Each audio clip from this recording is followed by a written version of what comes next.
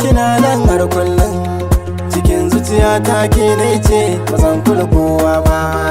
Ba zan maka ƙarya ba, kana nan har kullum cikin zuciya ta kai ɗai ne ba zan kula kowa ba.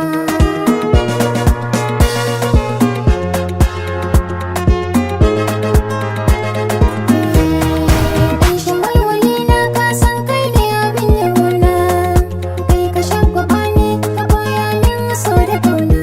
Kar ka kashe ni da kallon soyayya na, yarinya ce ni karama ban san wannan ba. Ban san wannan ba. Mai farin jini ce ke, baby kin kai mace, kuma kyakkyawa ce ke, lalle kin iya yin zance.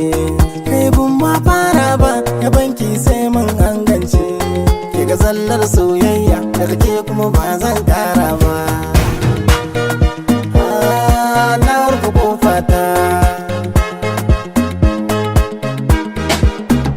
Tunda na ji muryarka na gane cewa kyakkyawa ne kai, hasken kai na kyallawa. Duba ka gani baby na kafi na dewa, ma je zancen nan kai dai wata ya ta kula ka. Idan na ganta ba zan kyale ba.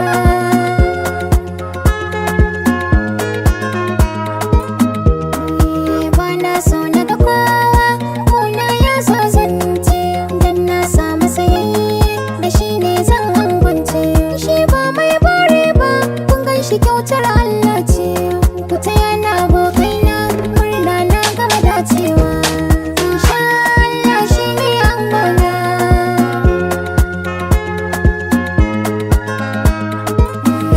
Inna ga ranar aure na, daɗi wayo Allah na.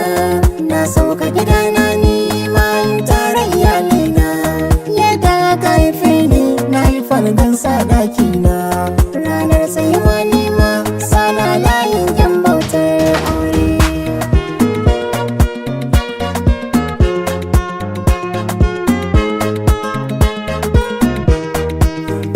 Ni fa ganki baby zan zara ta gobe, wace zai biki zan mai yankan zabe. Ba na ki da kowa, dalin ke da ce zambe. A ƙarshen raina, gidana ke da